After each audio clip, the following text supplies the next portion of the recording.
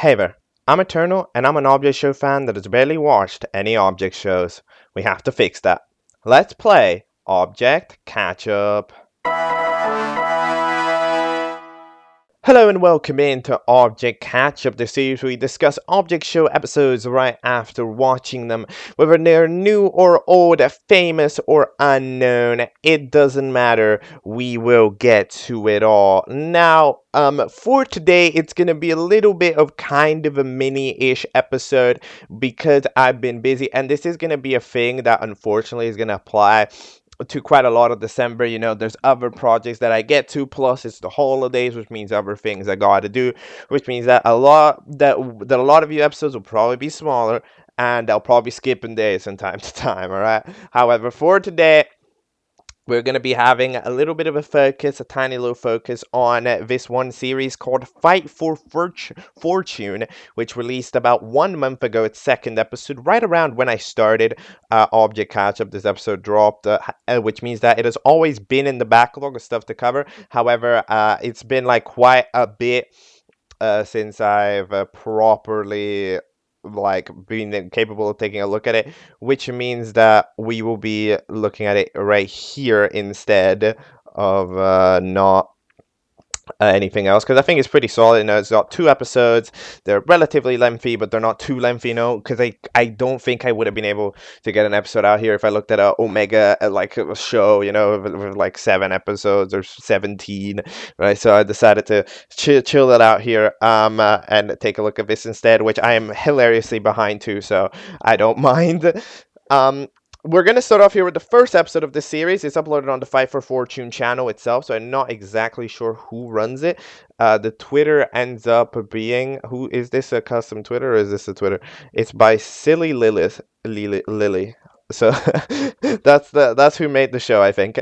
We're going to start off here with episode 1 called The Greatest Thing Ever. Let's go.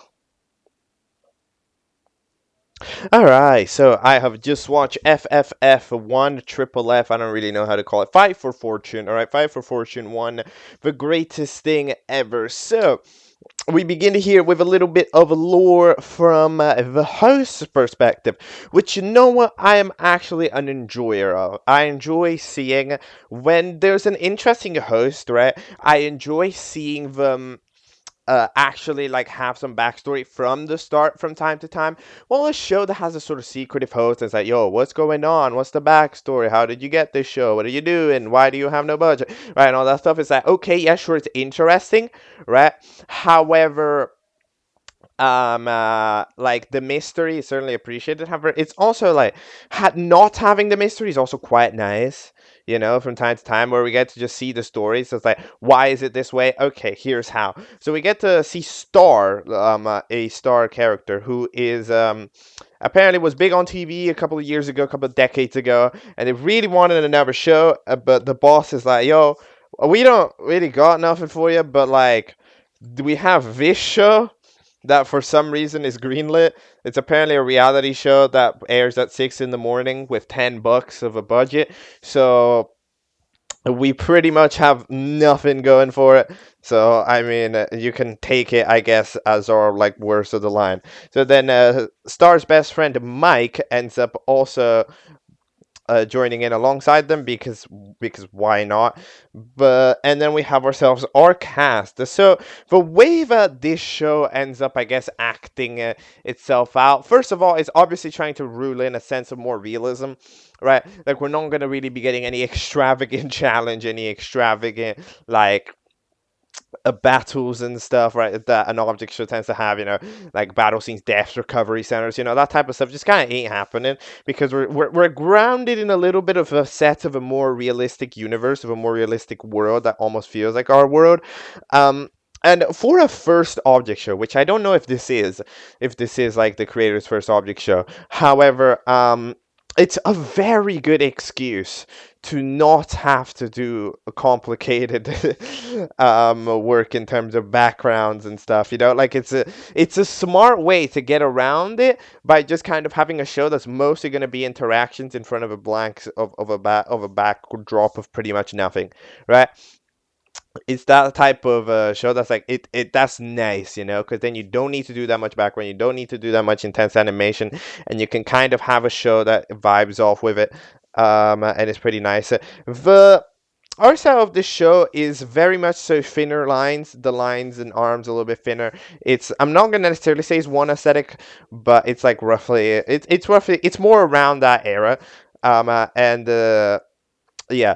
So then we have ourselves 12 contestants, which apparently are the only 12 who signed up, and therefore are the people competing. So let's discuss them. This cast in general and the way that this show's written, is very unique because it is pretty much every character is a stereotypical character in the sense of, oh, this is the smart one, this is the mean one, this is the depressed one. However, it's like it's amped up to a 1 billion. It's like it's genuinely like the extremist version of every single archetype that you can imagine, right?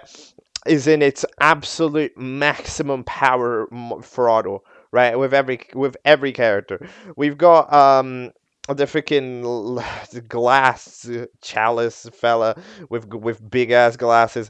They are the freaking ultra smart one, like thinks that they're so unbelievably smart that they can't even talk to anybody dumber than them because they're like that. So they're egotistical smart, but like to an extreme.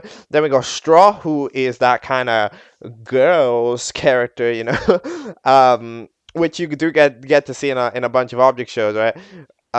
With like the pencil match and all that type of stuff, right? Where they're the character that kind of like, we're like, yo, I'm hanging out with girls because girls are just better, right? However, again, Straw is the extremist version of that. Like, it's just, you have never seen more and a more extreme version of that archetype than you will see in Straw's writing, like it's that, which is, like, that's kind of how it is.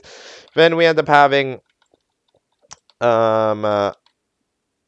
freaking the button fella. The button fella is the freaking joyous depression. That style of character where, like, I don't even know how to describe it. It's kind of like a pillow. It's kind of like what if you combine Pillow with the Muffin from Astif movie. They're kind of they're kind of go along with it. They're kind of like, oh, haha, I should die, and all that stuff, right? And it's like, that's that yet again. Take it to a relative extreme. The paintbrush, we don't really get to see much about the paintbrush. They have really been bored, and they've been segregated by their teams. So there's not too much that we could really see them interact. So I'm not 100% sure what their archetype is. I guess they're the bored character. they're the nonchalant characters. Like, I don't know. I don't care. So that's like that style of character. Then we've got Dollar. Dollar is the emo celebrity character. Not necessarily celebrity, but they're the emo. Oh, I'm just better than all of you. Oh, you don't gotta say it. I'm just so much better. I'm just so much better. Right? But they're like, they're egotistical ego. Egotistical ego. They're like egotistical for beauty, I guess. But in the terms of like the smart one, where you can at least, sense like, okay, I see why. With Dollar, it's just like, oh, you're just insane. Because you randomly think that you're better than everybody else, right? So that's Dollar. But even with the Dollar, I have seen some characters to be like that for so, like extreme. But this Dollar might just be the most extreme I've ever seen. That egotistical, I'm better than everybody attitude taken. I don't think I've seen it written into a more extreme scale than right here. Like that. This is what the cast shares. Globally, which is, it's kind of interesting. Then we've got Icicle. Icicle is sort of the not necessarily clumsy kid. They're like the young chaos. They're like kid who wants to just do chaos and shit. That's them. Extremely like aggressive style character. That's what they are. Then we got Kane, who's the extremely old fella who doesn't understand anything at all. That's what they are. Yet again, it's taken to such an extreme. Like, they proper don't understand anything. Even the voices, like, yeah, even the voices are taken to an extreme. You know, in terms of like the way that their accents are for a lot of characters, like Kane and here the Dirt fella, and Dollar. Like like even with these, they're taken to quite an extreme. Then we end up having I don't remember if you're called Dirt or like Shovel, but either way, you have a like Australian accent, I think. No, Soil. Oh yeah, you're called Soil. That makes sense. And then we got Quartz. Quartz is the ultra apologetic character, who's like, oh no, everybody must have good in the world. You don't understand. Just let them. You know, it's so much. Like, let's all be together. No fighting, just all joy. So they're like the de-escalating character. That's what their purpose is, to try to de-escalate every single conflict at the same time. Potted plant is just like probably smoked weed. I'm gonna be probably omega high, and it's like, yo, that's fine with me, bro. We chillin', you know, that type of character who's just like super relaxed, just gives off heavy vibes of stoned. Yeah, that's what Potted Plant is. Then we go Candy. Candy is surprisingly reasonable. Candy acts, I guess, as like the countermeasure for Straw, because of course Straw is the extremist, so Candy is like, hold on, let's get you back down to base, otherwise you're just insane, right? So that's what Candy's doing. Then is there anybody else? Oh yeah, there's Mirror. So while I said that Button was like the joyous depressed, this is like, and again, I know those are counteracting statements, but like you can't, you know what I mean. And then Mirror is shy depressed, right? Like that's a, you can see happy sadness and sad sadness of just like being lonely, staying in a corner, thinking I'm worthless, right? So that's what Mirror is as a character, which is, yeah, it ends up being quite complicated. And I think that's everybody, which means that we have ourselves the groups, all right? So let's get some of the names which microphone chooses. So we have the Thespians, which is apparently because of their strong attitudes, all right? So that ends up having no, not the comedy mask. The comedy mask part of the logo. It ends up having Dollar, Mirror, Quartz, and Icicle. This team is not great. It does have the power of Quartz, and Quartz could do something. But for the meanwhile that we have, Dollar is it's kind of complicated, you know. Like Dollar and Icicle do give off a lot of counter energy in terms of like they're gonna debate each other more than usual. And they're gonna get into fights and gonna get into brawls, and this team isn't gonna do great until that conflict is resolved. Quartz is there to at least solve the conflict, and Mirror just isn't gonna do anything. But yeah, this team is gonna struggle absolutely. Then the second team is the Dutch Angles or Angels or whatever. We end up having the Paintbrush. Then we have Straw, Candy, and Button. So this is the girl power team, and we have a pretty clear leader figure in this team in the forms of Straw. Straw ends up acting, you know, very much so like, yo, girl power, or whatever. And it's so much louder than the competition because Button just goes along with anything that they hear. In the meanwhile, that Candy will like question what they say, but they're not loud enough to ever actually like dictate anything of their own, which just kind of ends up making them not too powerful. And then Paintbrush really doesn't care enough to really fight it. So Straw pretty much dictates his team. If they do well or they don't do well, it's entirely Straw what Straw decides. And then the other team is post-production, ends up being the ultra smart one, Kane, Soil, and Potted Plant. This is tough because we have a super smart one who maybe can invent good strategies and stuff, right? Because you're smart. However, the problem is that you're the type of smart that won't listen to anybody else, which means that you're like, oh, I got to do this all on my own, which is which just kind of makes a disaster because you're just gonna separate everybody else, but you need everybody else to do challenges. So then it just kind of ends up being a problem, and everybody else doesn't care because Kane won't understand anything that's going on. Potted Plant doesn't give a shit, and then Soil is kind of, I don't even know what to think about Soil. Soil is like the neutral one who for some reason admires Kane like half the time. So like, yeah, no, that team is also heavily struggling. So these teams are all a major struggle. Like, as far as these characters go, these characters are not the good characters in terms of a reality show, you know? Like, in terms of just how competitive they are.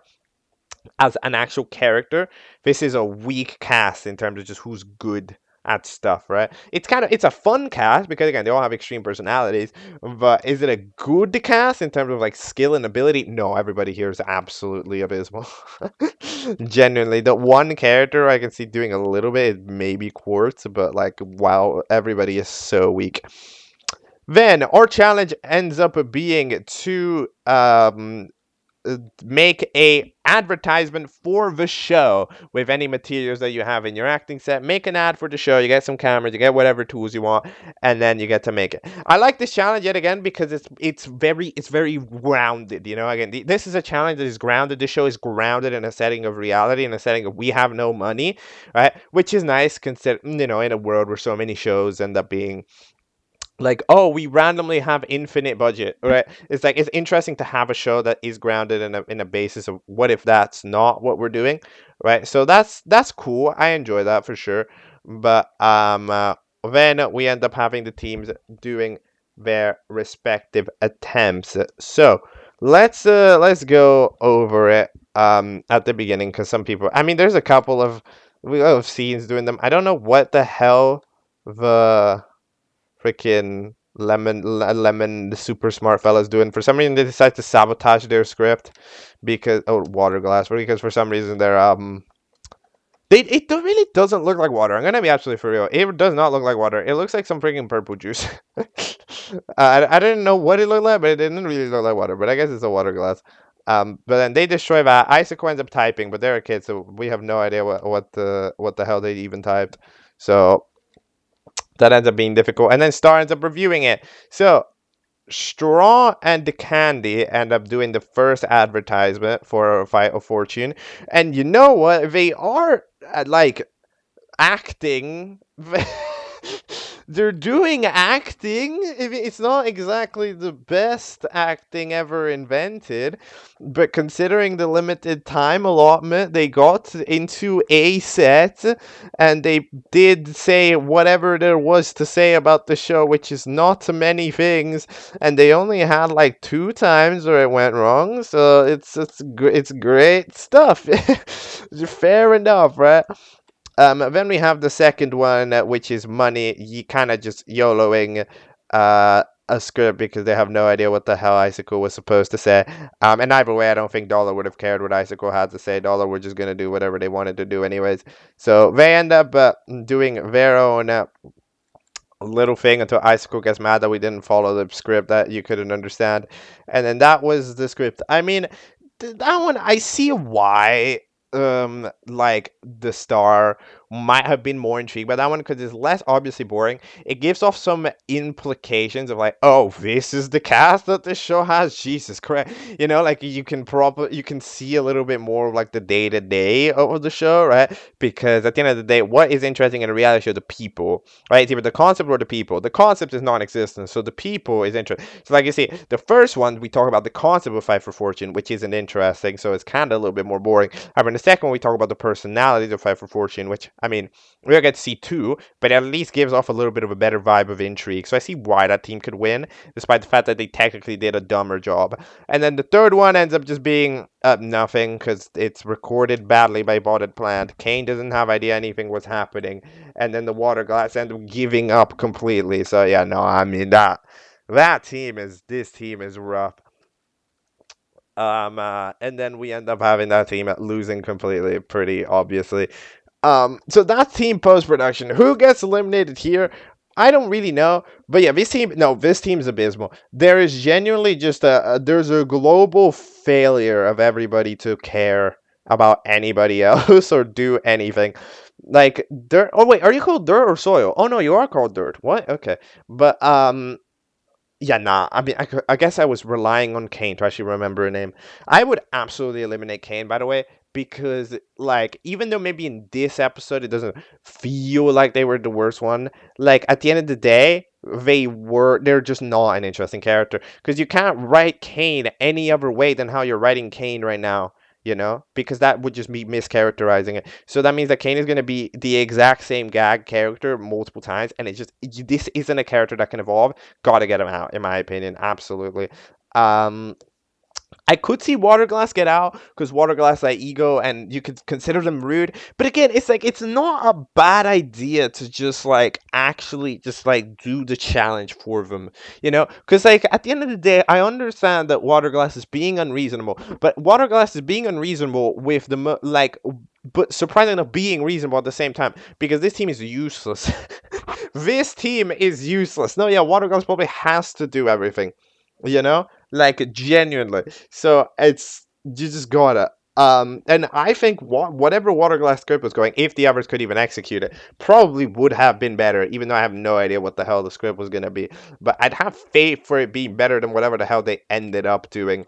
Then we have the post-credit scene where I think they all go home at the end of recording, and then Button and Kane end up having a little bit of an information. But that is episode 1. We've got a fun little cast to watch, you know, so many extreme archetypes, um, like at the maximum versions of themselves.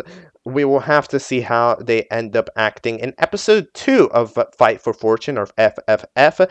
It is titled The Baseball Episode. Okay, let's watch the baseball episode. It's longer than the first one. Let's go. Alright, I have just watched FFF2, the baseball episode. So, yeah, I mean, we get to discover, first of all, you know, some of the previous acting work. They were a star in many big box office hits of the retro days, such as Stariana Jones, The Star Walker, and various other movies of the time. But yeah, they have they're washed basically. That's what's going on. Stars washed. They're old, and even though Mike is of course still fond of them as best buds, this is not the best idea. But either way, we end up having our little some back and forth between the contestants who just kind of have to show up. That's cool, I guess. That technically a character could be like just late to shooting, not make it in time. Because again, yeah, the feeling of reality that this show has of like, oh, this is like a proper messy production set is kind of cool. There's some fun little gags like the water glass having to just go to whatever water fountain there is and refill because they spilled themselves the other day. Like that's cool. Because a lot of the time we do get to see characters like this be entirely like for some reason the liquid never falls. Like you've seen characters with glasses from time to time randomly be able to lay down or flip over or do any of that stuff, right? So it's cool to see that. But yeah, we first have to see our elimination procedure with the team Pros Production. Apparently, we had 1,000 votes total, 1,055. You know what's really interesting? It's the viewer voting directly decides how popular this show is in universe. That's one of the interesting details about it, right? Because it's like if this show wasn't popular, right? Because at the end of the day, again, I don't know if this is the first show they made, but we could have been theoretically having the situation where the show gets like 10 votes if it got like 100 views, for example, right? And then that would have directly impacted how this episode gets written, because we're like the amount of genuine votes directly impacts the amount of like actual like things going on in the universe, right? Because like, is this show popular? Which at the same time makes like an interesting example. Like imagine if, I don't know, this show exploded in popularity, and then you end up getting 10,000 votes, whatever. That's pretty good viewing figures, Like imagine this show randomly became very popular, right? Which would be cool to see. And then this show has to actively adapt to that because, oh no, wait, shit, this is programming that actually is literally getting views. You can tell because the number of votes is up, right? So something of the caliber would be very interesting to see.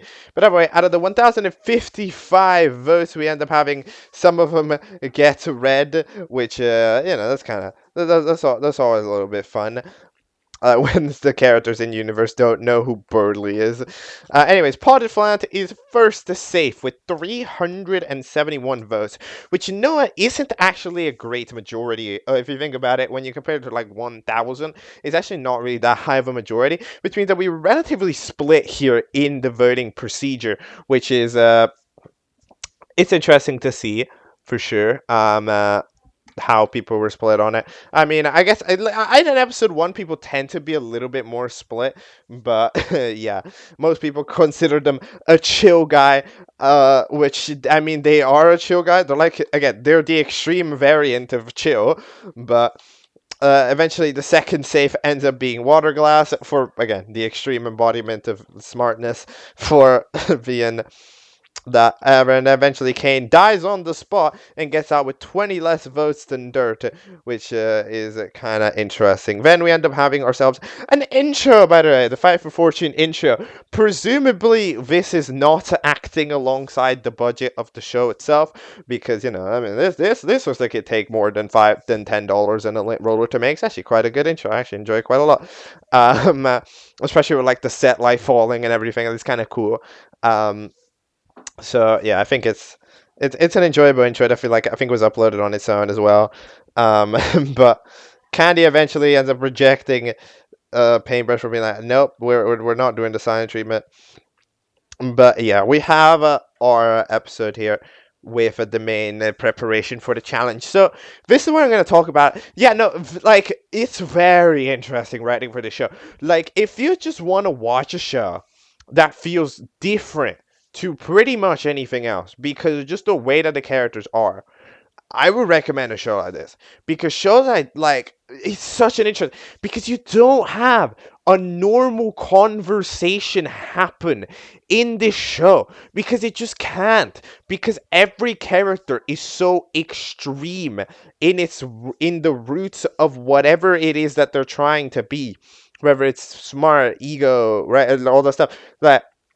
Nice. That you don't see a normal conversation happen in the entire episode, you know, like human to human. It just doesn't happen, because every character is such an extreme version of themselves. But it's like it makes it for a very interesting little watch, because it's so like different.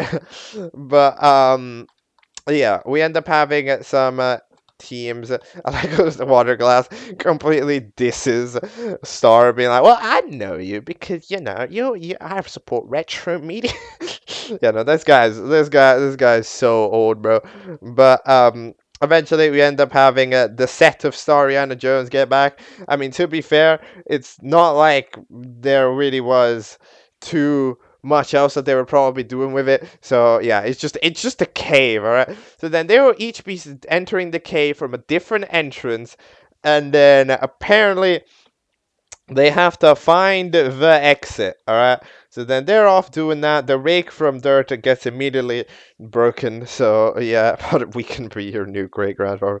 But yeah, we end up having some interesting things going on. Paintbrush, what is going on with Paintbrush? So I thought Paintbrush was gonna be normal for a moment. I thought, yo, Paintbrush gonna be normal, gonna be chill.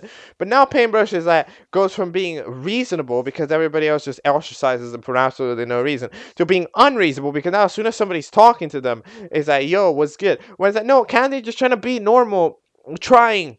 But again, it's really hard to be normal in the show. And now you're all dissing them in the most mysterious confession of all time in like your freaking house villa.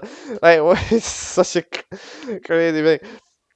But alright, I think with that character gone, Candy remains as maybe the only character with a little bit of sensibility in this show, which immediately makes him the favorite to probably win because they're just the most normal.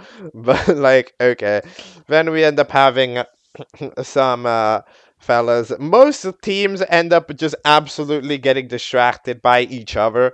Right? Like we end up having a lot of inter-team shenanigans in this episode of teams just encountering each other, not being able to let each other go. right? Because like we don't think enough about the challenge. No, it's actually hilarious how little these teams are thinking of the challenges, because it's hilarious how bad these characters are at actually doing challenges.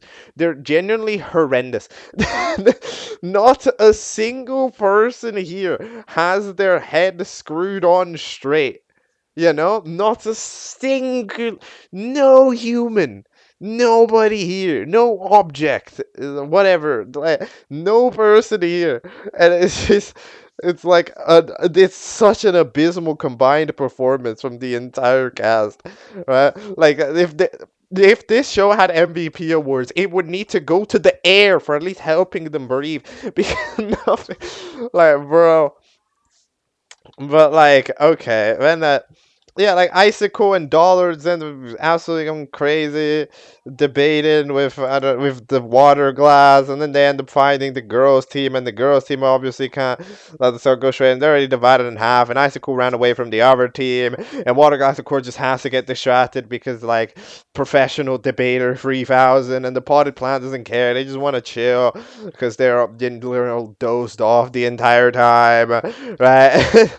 And then like freaking the button just goes along with whatever the hell the freaking straw says, and Candy is trying to do something useful but forgetting about it, and then Paintbrush overthinks it and thinks that, oh my gosh, she's sabotaging the team, what the hell?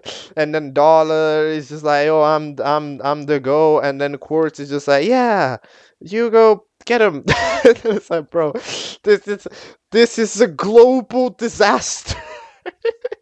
I don't like, nah, bro. What are they doing?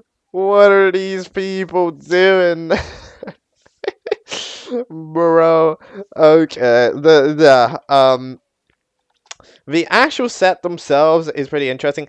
I wish they had a map of just for the viewers, because like I feel like they would do that in a reality show IRL as well, you know, because we end up seeing them sort of like walking around caves, running around caves. They end up finding each other, then they leave, then they find each other again. Like they find each other a lot. Because I have no idea what the hell the layout of this place even is, right? It would have been nice to have a mini map, to be honest, with the locations of the members. Because it's just data. It's that type of data that I think is useful to see from a tactical approach. It's like, okay, what's going on? Why is everybody meeting each other all the time? Are we actually not making any progress? It's the one team getting close to the finish and then bailing. What are they doing? You know, because it does end up being like you're lost as a viewer as well, right? Because like I don't know, when it'd be nice to have that information about how much they're like where they're squabbling at the very least, you know. But okay. Eventually, they try to work together. They don't work together. Mirror tries to be more confident in the episode. Flops pretty abysmally, to be honest, because it's Mirror. You know, they can't. That's not. You see, you can't try to change the extreme like personality of somebody because it's too extreme. You know, you can maybe tone it down to 20%, but you're still gonna be 80% depressed. You know, it doesn't work. It's just it's crazy, man. This show is like crazy. I don't even know where like the paintbrush the confessional is, because it doesn't look like a convention. What? That doesn't look like a conventional confessional. Oh my god.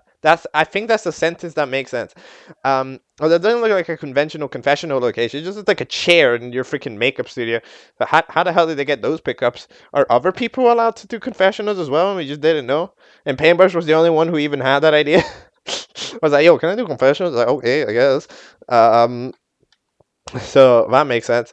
Then eventually we have, I don't even know. Oh yeah, the subtitle just randomly stop like halfway through the video. I don't. I mean, cool, I guess. Wait, when did they stop? They stopped like 15 minutes in. As soon as we hit 15 minutes, nope, no more subtitles. I mean, look, subtitles are hard to make, but I mean, you're gonna have to them. Like, you like gave up like 50% through. I mean, I feel like we should only publish a product if it's fully done. You know, in fact, we should publish subtitles when when you can trust in the subtitles. You know, because otherwise they're just gonna disappear. And say, but where my subtitles go? You know, but Okay, I guess that's fine. Then Candy, I don't know, bro. I don't even know what are these characters even squabbling on about at this point? The water glass being annoying to dirt and everything. Potted plant. So, like, nah, potted plant is definitely high, right? I'm sorry, right? Like, definitely, right? There's no way. This fella just saw a face in the floor, go like, oh, I got some stone. Why not do a puzzle and that? Nah, these guys smoking themselves or whatever. Like, this guy's definitely not fine, right? Surely. Like, I understand being a chill guy, but you're a bit too chill. Like something's going on. Like, you're not just normal. Like, right? Surely, I'm not just thinking this wrong. Somehow Icicle's digging through the wall because they can do that. I'm surprised that this set wasn't deemed too dangerous for reality TV. you know, I'm surprised that with the Star didn't get where like, oh shit, uh, don't get injured or else we'll have to pay the bills and cancel the show. But we're also, I mean, to be fair, King died on set and everything, and it was fine. So I mean, maybe that does indeed not matter.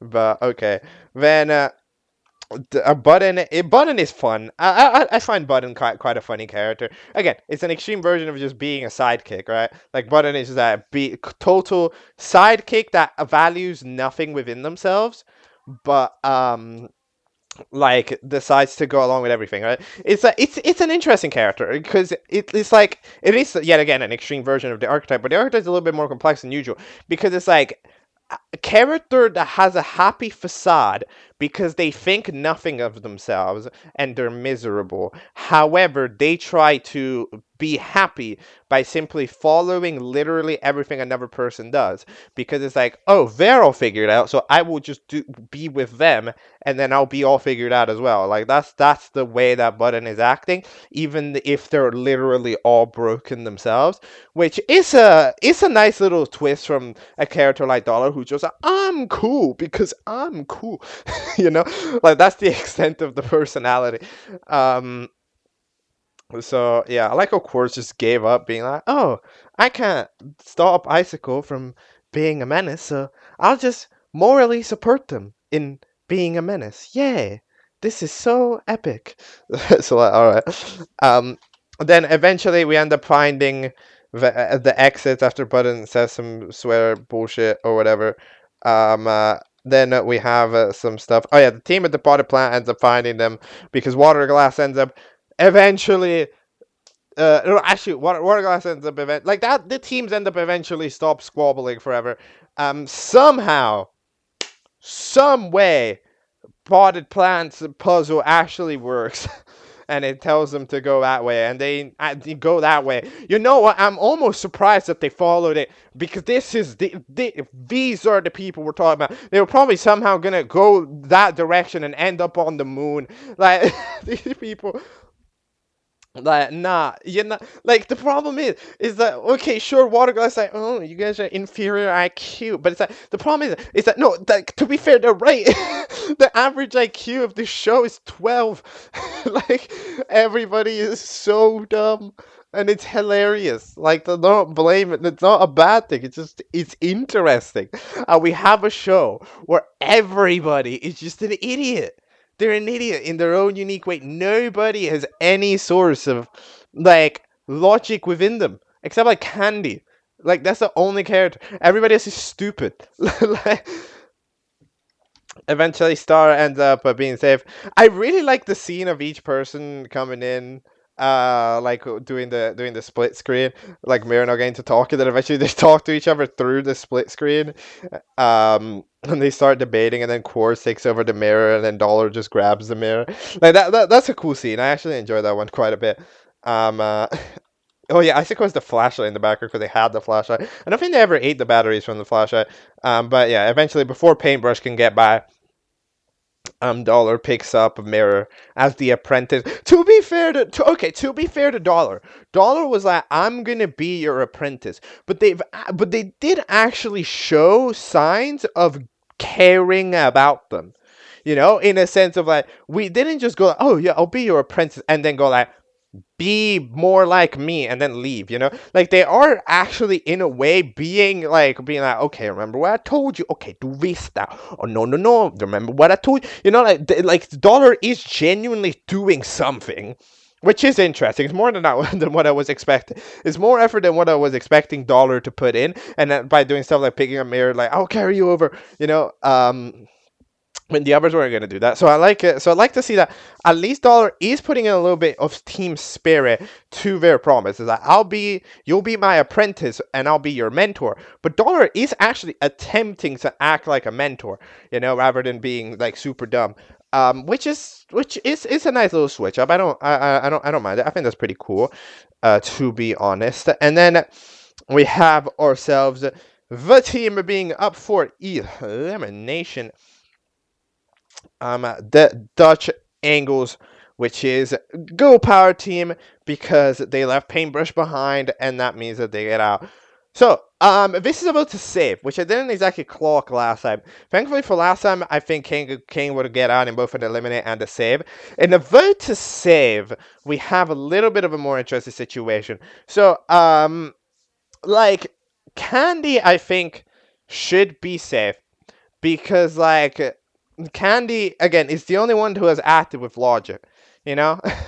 Like, Candy is like, I'm not doing shit. Everybody around me is just dumb and thinks I'm a backstabber for acting like a normal person. Right? So Candy should be saved pretty easily in this case. But now the rest of them are where there's a little bit of a debate. I think Bud and Safe are just kind of the middle of the road pick.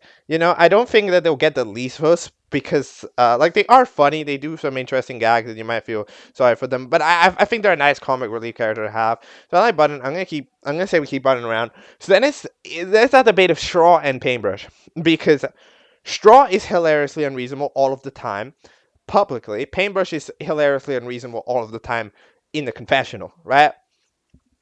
You can say that we might feel bad for Paintbrush, because it's like, oh, come on, they didn't let him do the challenge. But to be fair, as soon as somebody tried to actually go along with Paintbrush immediately was like, no, oh, you betray, backstab. So it's like, okay, wait, I don't know. But what I'm probably... But again, they're both very strong personality. Like, if this is a vote to eliminate, I'd say Straw gets out pretty easily, because Straw is just hilariously like way too feminist, like an exaggeration. It's the extreme of the personality. We're like, no, even talking to a boy is illegal. So you would get out. However, such a strong personality that sometimes these ultra strong personalities, they work on a vote to save, you know? And Paintbrush is being unreasonable. However, I think Paintbrush gets enough votes. I'm saying Straw gets out, man.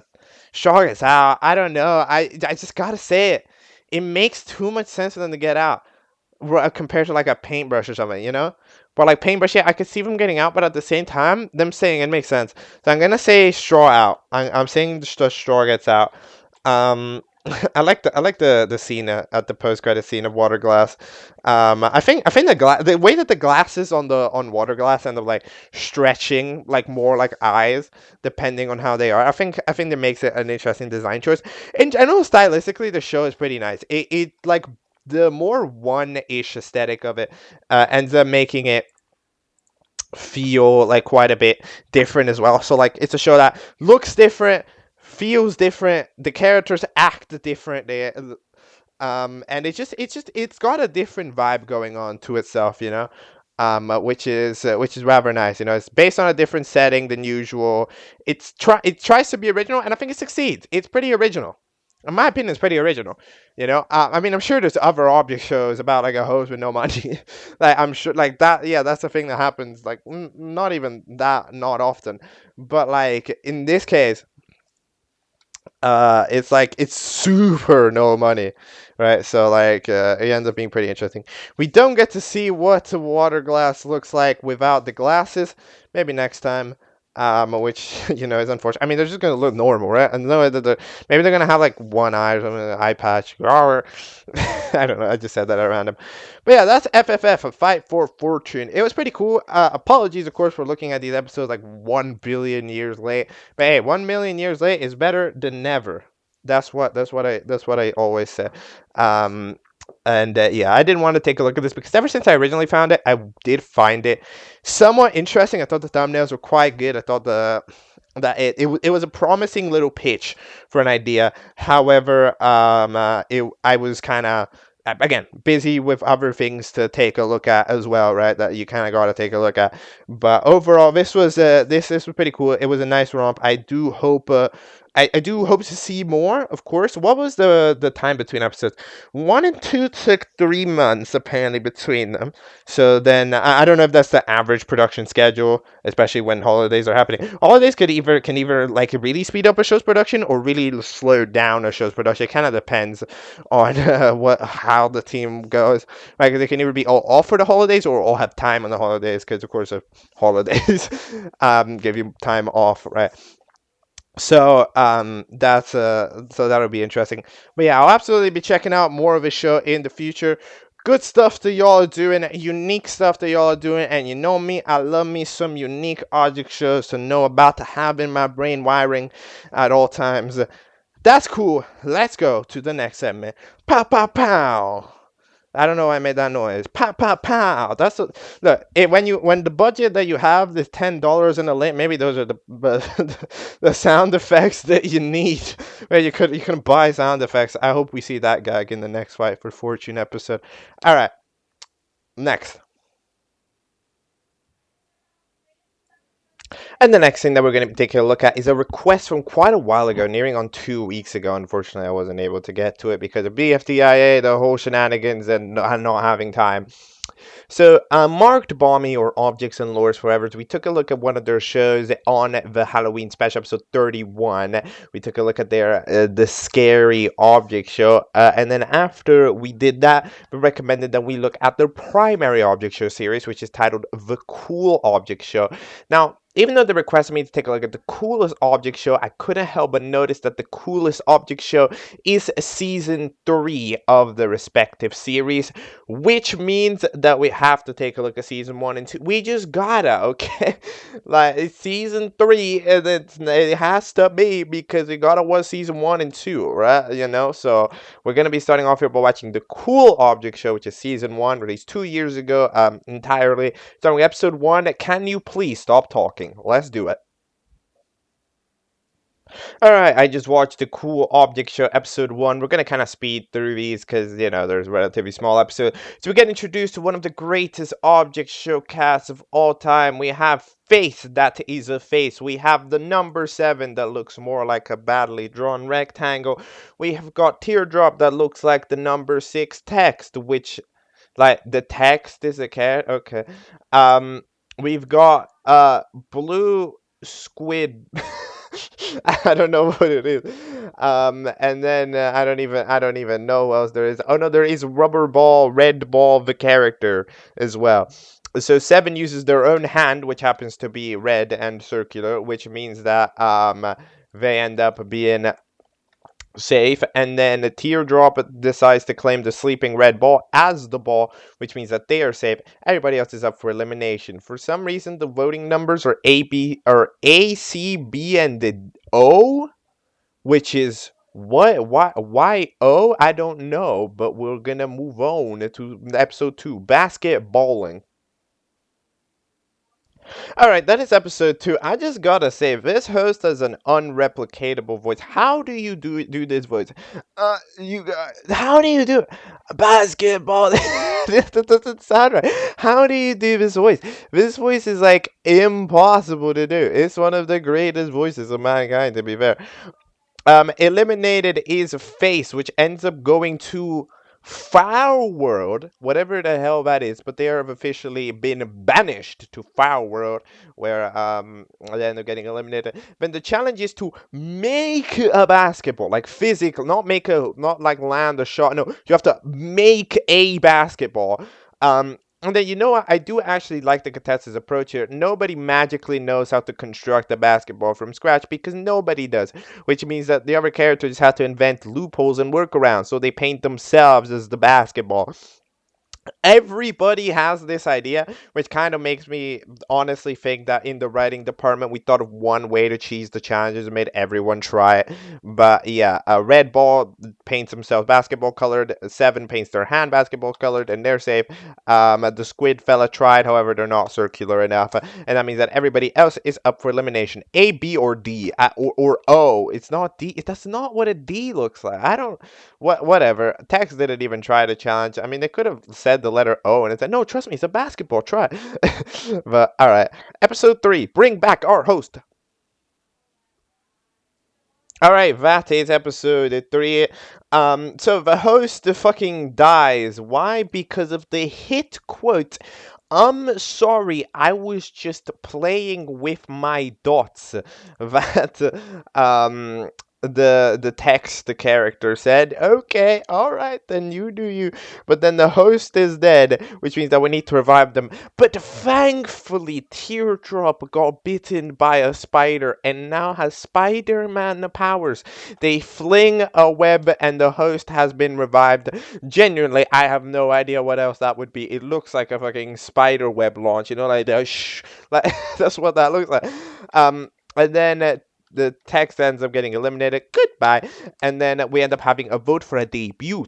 Now, here for our debut, we have a couple of characters. For like, I don't even know what the letters in square brackets are. They're all B. No, are they all B? No, A, C, B, or B, and then G.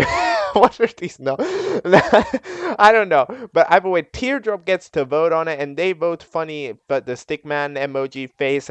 I think that means that they're in, or do other people vote and Teardrop's vote is just added into the mix? I don't know. But let's keep it moving in episode 4. Bugs are bad.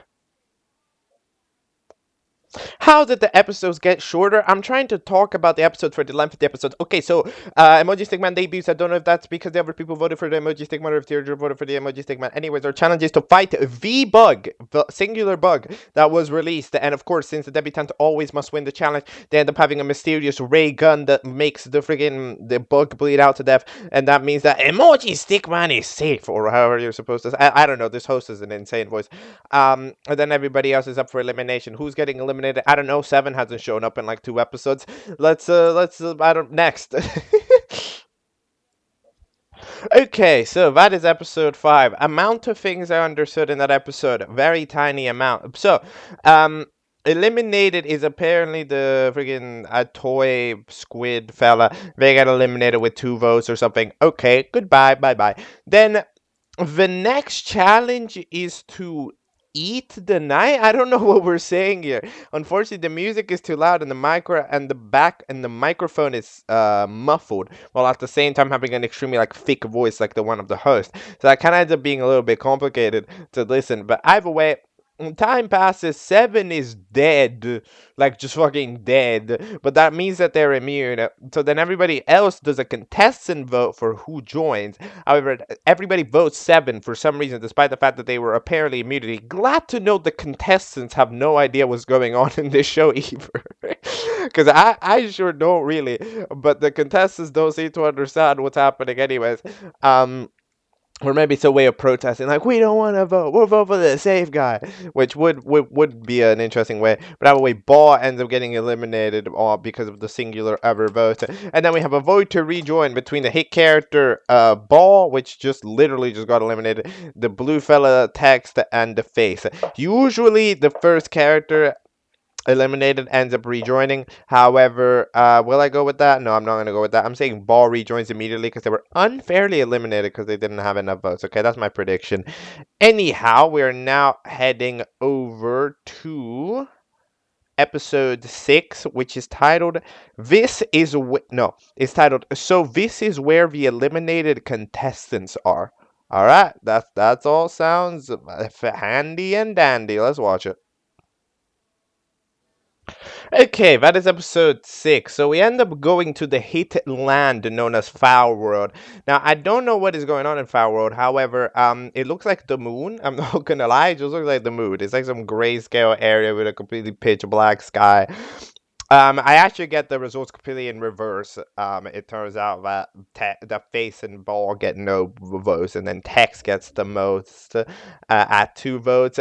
Eventually, Emoji Stickman, which yes, I totally forgot was a character that existed, ends up winning the chant by making them rejoin. Meanwhile, Seven be out here turning into a ghost because apparently there's no recovery and anything. You just turn into a ghost, so you just have a dead ass ghost now, and nobody else cares because they wanted to eliminate Seven anyway. Maybe they wanted to eliminate Seven because Seven was dead. Now that I think about it, that would make quite a lot of sense. Right, if you can't recover people, then you're a ghost. Well, we can't have a dead body competing, so we're going to vote for Seven even if they're mean. You know what? That would make a surprising amount of sense. I don't think that's what we were doing here. However, that would make sense as a theoretical logic. But didn't Teardrop get out because it didn't show up in the episode? Episode 7, Texting Death. There are 2 things in this world which nobody knows. One of them is the meaning of life, and the second is why the voting letters change every time. Why is it Y and Z? But anyways, we end up having apparently 7 eliminated with the singular vote, so goodbye 7. We do not get cool ghost arc. We have some recommended characters, a cupcake, and I don't know what that is. Then we have ourselves a contestant vote for who should get eliminated so that we get into our finale. We have a yellow text on top of a yellow background, which I definitely cannot read. Basically, they decide to vote text, which fair enough, they did just rejoin. And now we have the vote to win Teardrop or emoji Stickman. Now, I don't really know. However, usually, debutante doesn't win. However, I don't know if I'm a big fan of the idea of Teardrop winning. So I'm going to say Emoji Stickman breaks the rules this time and still manages to win despite all that, alright?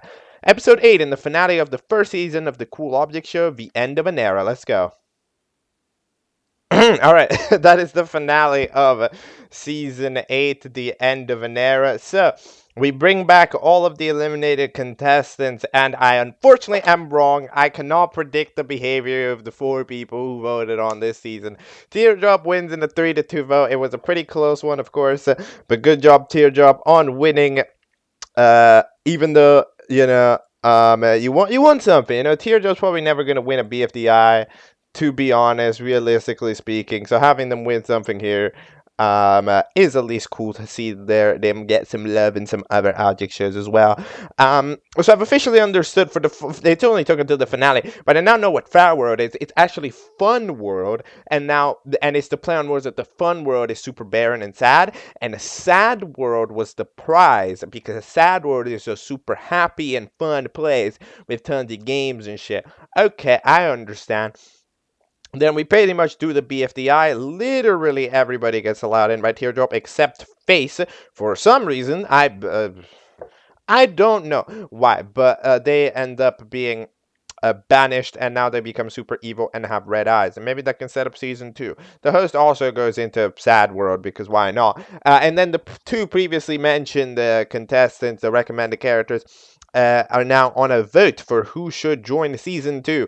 Cupcake Fella or this other thing. I think this is a TV remote, but it's kind of difficult to say because it looks pretty rough, because we've got like the black character icons, but there's the buttons on the back of the remote are black, so it just looks like a freaking sludge. So I'm gonna say that the cupcake gets in, but again, I cannot predict it. And that is all for season 1 of this show. I mean, overall, it's super short, but it's not like it's because of that it can afford to be super cheap as well. Like, it's not a bad watch, like I didn't mind watching that.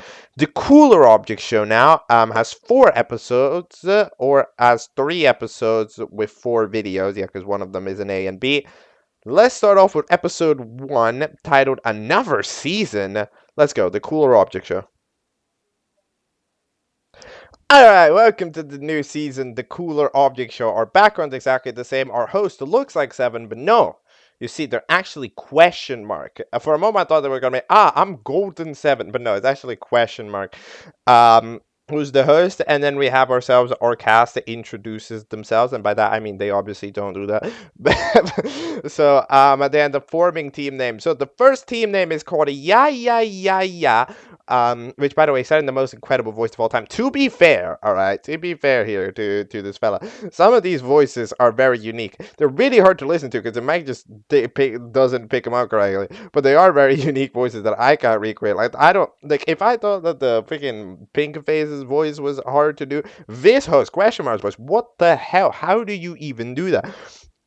But yeah is comprised of Pie from BFB, a freaking pirate egg, gold bars, nerd emoji, and like I don't even know what that is, like a Rubik's cube. The second team ends up being called Pew Pew Pew Pew Pew. I'm not even joking. So they're comprised of like uh a freaking cloud on a stick, a sans stickman, among a freaking yellow guy and a blue guy, which I really kind of don't know what it is. And then the last team is I hate question mark because like I'm gonna hate the host. I'm so clever. I appreciate the usage of a cappella to create the themes for the teams. That's rather fun. We have the reverse of the Rubik's Cube fella. You look like the untextured Minecraft block. Then I don't even know what I'm doing. It looks like a scarf. YouTube, Nintendo Switch 7, and then there's the red ball coming back. So then, yeah, that team ends up being up for elimination.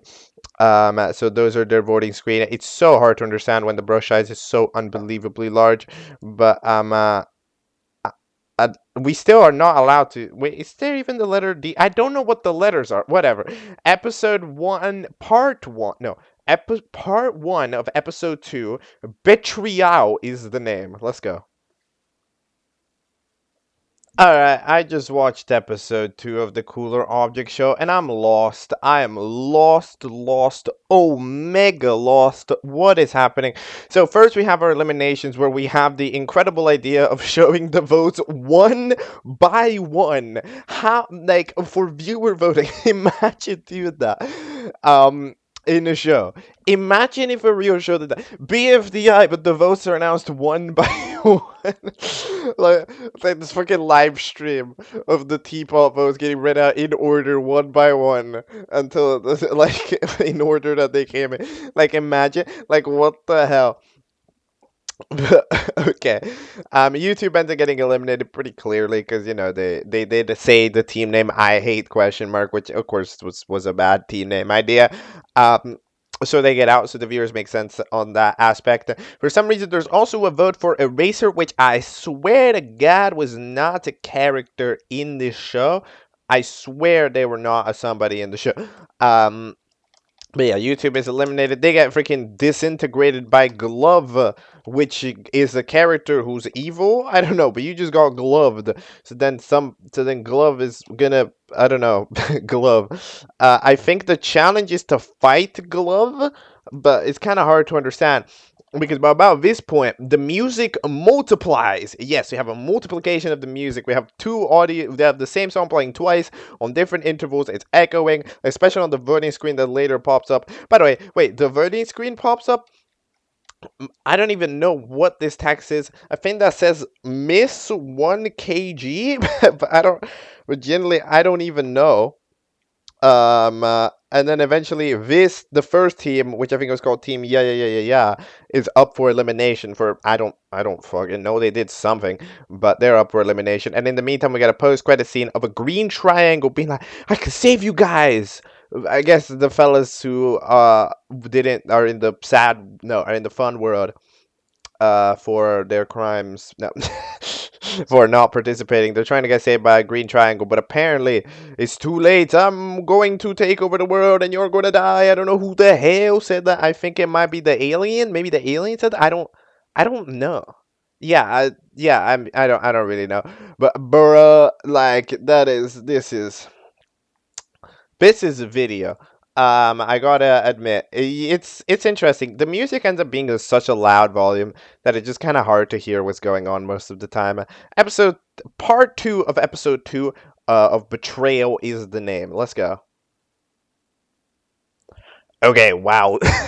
So, what happens is that the host is going to brutally murder Red Ball with a knife for some reason, because I have no idea what they did, but they're going to get murdered. But then the Earth itself wakes up and decides, I ain't having none of that. So the Earth decides to form an earthquake and then descend the host into it so that they die. Wowie zowie. That is kind of crazy. I ain't even gonna lie. Um, that's kind of a sick concept. The fact that the Earth is like a being that can respond, being like, "Nah, I don't like what's going on me right now." Like that's cool. That's a cool concept. I hope they do more stuff with that in the future. And episode 3, released 3 months ago, after the start of the coolest object show. I don't know. I know a shortcut. Let's watch it. Let's hope that I'm in the correct chronological order here. All right, that is the Cooler Object Show 3. So, since this is a modern episode, okay, we get to talk about it, I guess, in a modernish way. I still feel that the backing track is too loud. That's the absolute main problem. I think that there's an audio mixing problem right now with this right now. It's a little bit. It's just the music is a bit too loud, and the freaking microphone's a bit too quiet as a result, as a compensation. So one has to be lower and the other has to be up, in my opinion, because you got to hear what people say. That's more important than hearing the music that we already heard, especially because it's not an original music anyway. It's just Kevin MacLeod and BFDI music, right? But anyways, we have a red stickman which decides to do the elimination. Actually, no, not do the elimination. They decide to do the challenge. The challenge is to get to the shop, which is in like some reverse place name. It's apparently super far away, and also Nerdface is eliminated. So goodbye, Nerdface.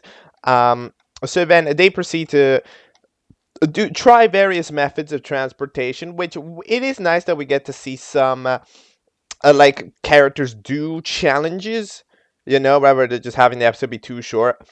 So we get to see, a team go in the plush van, which is, I don't know what, I guess it's the van from Plush, but there's a bit of a free smart. There's a high BFDIA inspiration going on in this in this episode, because you can see that one team goes in a van, kind of like the free smart. One team flies around, kind of like Puffbog, goes into the evil face, kind of like evil Leafy, right? And apparently they have a Razor, which is actually a character in the show. I didn't even know this, but they are a character in the show. I think I remember who they were meant to be. I just didn't recognize them. Their asset correct in episode 1. So they have a world-changing machine, which changes the world, that gives them another new pair of assets, as well as them teleporting into the correct environment.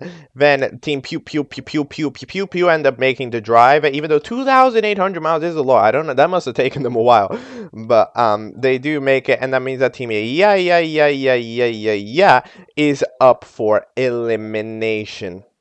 What I think of this elimination, I don't really know. At least I get to figure out what the names of the bloody people are. It turns out that I got like all of them wrong. It's Pi Junior, couch instead of gold bars. How is that a couch? Ain't no way that's a couch. I'm sorry. That asset is not a couch. I refuse. False information. Baby Sugar Bush, which I just don't know what that is, and then Aqua, which I mean, I guess that can be Aqua because I don't know what else it would be. So that's all fair. And now we end up in our finals little scene, which is interesting. The fellas that went in the evil face guy, end up in BFDA 5B and those environments and those backgrounds, which I remember some of them, even though I've played the last time I played 5B was like 8 years ago. However, yeah, I still remember some of them. They end up adventuring around, making a perfect BFDIA replica of the same. Because of course you have character that gets rejected from the main island, turning evil, and then they randomly go and confiscate other people to bring over, and it's like, okay, yeah, that's fair. Um, so yeah, that is all I think I can really say about the cooler object show. Let's start off with the coolest object show with episode 1, which is titled, hold on, I don't have it up. Episode 1 is titled Food for Weeks. Let's go. 1 year ago. Okay, I'm gonna be for you. I definitely spaced out halfway through that episode. So, we have a new show with a new season featuring Face and the other face, the goofy face and the other face, because there's two faces in the show. Those are two contestants. Then we have a screen that says 56 on it, which is doing that. Then we got Teardrop, who is back on YouTube, who is back basketball from the basketballing. We have Tissue. Then we have Green Bean. We have Tissue This is for my eye. We have a duck with a gun on it. We have a bunch of other random characters: eyeball, mini mushroom, a blue face, and I don't like paper on the floor. And then a remote who's not the host, I think. And then a thumbs up emoji as well. And then our host is this lighter blue ball, which ends up introducing us to the challenge, which is to make food. Worst food loses. And then the blue fella has the amazing idea to vomit food onto a bowl, which happens to have a face on it for some reason, and serve that to the fella. This expectedly goes great. No, it obviously flops because it's a terrifyingly bad idea. Duh. Duh, bruh. What the hell? Obviously. Right? Um, so they end up serving it, and they do indeed not like it. The other teams, I don't even know if we get to see them, but yeah, the freaking blue fellas end up rage baiting the other teams, and they're up for elimination along with Face and other Face. I mean, it's a vote to save, I think, as far as from what I understood. So maybe there's a way that the blue face would be safe, but I don't know. It's gonna be hard to see with this show. Then we are gonna be heading into Tour de Pop, which is the character that got voted on in season 1 that wasn't a real character, now is a real character. They're an evil teardrop, and the pink face, not the one that's hosting this season, is saying, I will defeat you because I got a spy on you because you were coordinating with the question mark host the season 2, but the person who's hosting season 3, we chilling. That's like my girl or something. So that's what's going on, I think. But wow, is it ever confusing? And Teardrop still doesn't look like Teardrop. They look like a bean. Okay, if they weren't blue, I would tell you this is bean. But it's not a bean. So okay. Well, I don't know. I'm still gonna predict the blue face to get eliminated. Other than that, I guess we're making progress in terms of episode length. I feel like the episode understanding hasn't increased too much, especially as the audio of the music is still too loud, and now it loops badly as well. We've added that onto it, which is quite unfortunate. But oh well. Episode 2, The Secrets of a Cupcake. Let's go. Alright, I just watched the episode 2. So, first of all, we get our elimination with. By the way, I think these hosts are called amigos or some variant of that. I'm not 100% sure, but it's something like that, to be honest. Either way, yeah, I'm correct in that the other characters are just so irrelevant that they don't get vote to saves. Even if the obviously main character is around, they still get a bunch of votes to save because, like, who else are you gonna say? So yeah, that makes sense, but it does make a little bit of an unfortunate situation here. But either way, I mean, Face gets out. I think Face gets out first for the second time in a row. So people do not like Face as a character, which is a rip. And then they go in a rocket to get to the other side of the world. We have a book that makes basketballs using magic. Hell yeah. um, and then we get some lore on Cupcake. Why do we get some lore on Cupcake? I don't know. But Cupcake seems to be in like Homeland or something. It's like some snow biome. It looks very much so like a cupcake, to be honest. And Cupcake says the story that they were so popular back in the day. Apparently, they were. I don't know if they were popular back in the day. I don't know what popularity means when they got like 4 votes, but eventually they were apparently the person who found a bug. Remember the challenge with the singular bug that had to get squashed, like the shortest episode of all time? It was like 28 seconds long. Yeah, that was Cupcake. Cupcake gave the bug. Oh my gosh, storytelling knowledge and shit. That's kind of cool, right? um so we end up having some interesting things. Cupcake gives it over to the yellow to the pink face to end up using it for the challenge. We end up apparently seeing that apparently Cupcake was even in the intro. Then we get a teapot intro with like half the character, not even half the character, like 50% of that, like 70% of the characters gone, but like some random asset swaps in the middle. And then we have a challenge of having building a snowman.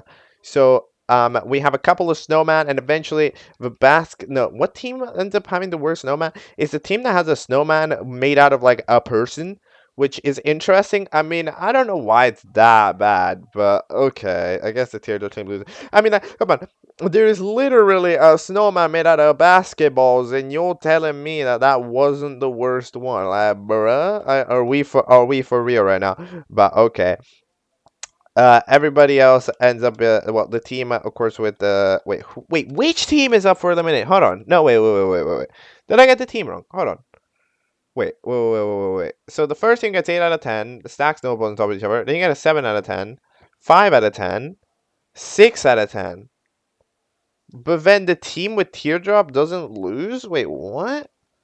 I don't know. But apparently we also swap between a vote to eliminate and vote to save every singular episode, which is not going to be confusing at all. I think so. Now this is vote to eliminate.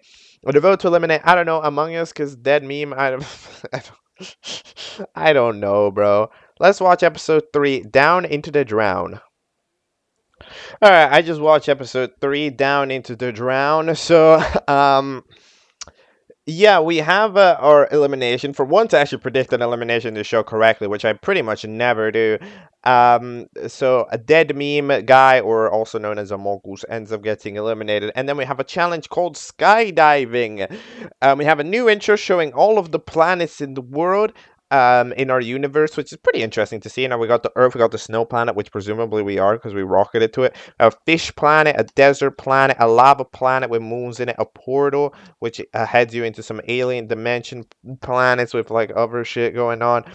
But either way, this is the cool object show 3. I don't think that this means that it's episode 3. I think that just means that it's the 3rd season of the show, which makes more sense. Then we have our skydiving elimination, which we don't really get to see because we're kind of skipping over it. This is a thing that we're doing quite a lot with challenges, just skipping it, which isn't like, come on, bro, I want to see the challenge. There's not much else to see here. But anyways, it's a contestant vote this time. We're really changing it every episode because I have a debut on episode 3, bro. What? We eliminated 2 people already having debuts, but okay. Who's gonna debut? It's usually the first person, so I say I smoke debuts or Spamton. Spamton would be funny. Don't you want to become a big shot? I don't know, maybe. The other characters in the debut, we also had a water bottle that looks like a vodka bottle, a sparkly soda, a space soda. SM, I don't even know what that is. They look like a seatbelt. RM, which is like the host of the previous season, to be honest. And yeah, all right. That's all I can realistically say about episode 3. Episode 4 is called Drowning Death. Let's go. Oh, we got a CapCut logo at the end. Okay, that's interesting. Anyway, that's episode 4 of the coolest object show, Drowning Death. So we have a lot of stuff going on. Yet again, the biggest problem with the show is absolutely just one very simple one. It's that it's too, you can't hear it. It's too hard to hear what people say. You have to put so much focus on it, and then that amount of focus just tires you out. Because most of the time it is just impossible to understand. You have to pick up bits and pieces, oh, this word here, this word there. Well, anyways, Ice Mode does join, because of course they do. We end up having the contestant vote, and you see, it's like basketball and the mechanical fella are trying to team up to do that, whispering to each other. I'm sorry, I can't hear you when you're screaming, and you're gonna. I'm supposed to understand when you're whispering. Again, the microphone is muffled, but the music is loud. It's a lose omega lose situation, just globally on the board. It's just not a good. It's just not good for the environment here. But okay, then we have ourselves the challenge. Now the challenge is to oh yeah, by the mini mushroom and they're getting out. They do success. They actually team up. I know, right? There's no like weird shenanigans going on. So we end up having ourselves a challenge, which is to not to drown. I think it's a little bit of confusing storytelling, but either way, we end up having don't drown. So then what happens? Okay, hold on. Let me break this down because I wasn't really understanding. Eyeball gets eaten by a fish. Okay, goodbye. Tissue paper drowns, I think. Okay, you do that. You were going crazy and then you drown. And then there's random X's for the other people, which I don't know what happened. Did they drown? And then the mouth drowned. How does the mouth drown? I don't know. But that means that Blueface, which apparently was out, the tissue, which is now a zombie, the eyeball and the mouth are all up for elimination. Who's getting eliminated? I don't know. Probably the mouth, because I don't think people really like the mouth from the other episode. I think. I don't really know, but all right, yeah. I was informed that apparently the show gets better episode 6, I think, but I guess we'll have to see if this is the quality that we're gonna be keeping up with. Yeah, around episode 6. Okay, I see where the thumbnail where the thumbnails start having numbers and shit. Okay, well, episode 5 first. A and B combined. Ooh, spicy stuff. It is well, we don't know the name of the episode because of course it's an A and B combined. All right, let's watch it. Let's talk about it as one. Okay, so that is episode 5, the big old episode 5, A and B. I don't know. I know. I actually do know where the split between A and B is now that I think about it. But we first have our elimination featuring the team, and then Tissue Box is out apparently because I don't know. They were just looking evil that day. I have no idea what voting system we were using. If it was vote to save, vote to eliminate, vote to whatever. Bro, I don't flipping know at this point. But we have ourselves the tissue paper being a zombie. So then everybody flies out to different planets or whatever because we're trying to escape from the zombie invasion. For some reason, the intro is blue. Just everything is every planet has turned blue. The sky is blue. The logo is blue. It's blue dabudi. But okay, all right then. With blue time. And then in this upper world, the zombie invasion comes in. The bean turns into a zombie. The blue circle turns into a zombie. And then we have a screen time alliance gets formed, which I think is an absolutely hilarious concept. A screen time alliance. People should try doing that in a reality show. Just play it absolutely straight to the point. All right, fellas, we are gonna do a screen time alliance, okay? So that we do entertaining shit and just not like it's not that they we're gonna do an alliance to get further in the competition. No, we're gonna do an alliance to be iconic and to have screen time, and that's it. That is the entire purpose of the alliance. It's not to win or do anything. It's entirely just to have screen time. That's okay. That's fun. Um, it's an alliance between Text, which, by the way, no, truly, I didn't know Text was here. The thing about Text is that I don't know why. I think it's just because Text actually shows up on the screen sometimes, when it comes to, like, voting numbers and challenges and the intro stuff, that I never spot Text the character. I don't know what it is about them. I just don't spot it. At least we are putting them in a text box, which makes the text much better to read in a darkened environment like this one. And then YouTube as well, which had a lot of screen time in episode 1, but then bailed out completely. For some reason, some characters didn't turn into dust. No, didn't turn into zombie. Instead, turned into dust instead, which is specifically, I think, the basketball. Then we have cupcake and the ice mode, because we have to be fair, it is very nice and dandy little graph about who's alive, who's zombie, and who's dead. I always appreciate me a graph like this. These are exactly the type of graphs that we need more of in these shows. So yeah, then we have a vote to debut, so we can either have 7 debut or this one fella who's just from Animatic Battle. Like that's just, I don't remember the name, but they're from Animatic Battle. I'm pretty sure they were the one character who wanted to die.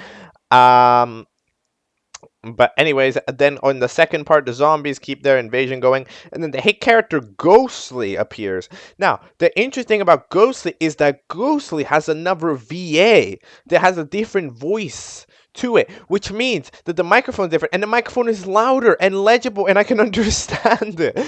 Like, it's so great. I mean, no, it's genuinely, I just don't know how people do this. Like, do you not listen to your episodes? Because it's like, I swear, you would listen to it, you'll realize, oh, Ghostly's voice is way louder, and it's like, oh, my voice is way too low compared to this one. I need to bring my voice up to that level. I feel like that's something that we could be doing. I feel like that's a conclusion that shows can reach, but they never do.